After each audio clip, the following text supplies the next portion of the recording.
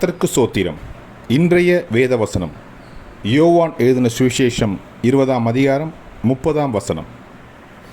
இந்த புஸ்தகத்தில் எழுதியிராத வேறு அநேக அற்புதங்களையும் இயேசு தமது சீஷருக்கு முன்பாக செய்தார். ஆமென்.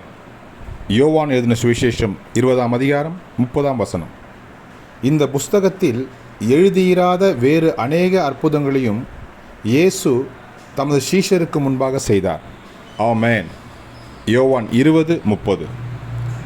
கர்த்தர் உங்களை ஆசீர்வதிப்பாராக, உங்களோடு கூட இருப்பாராக. ஆமென்.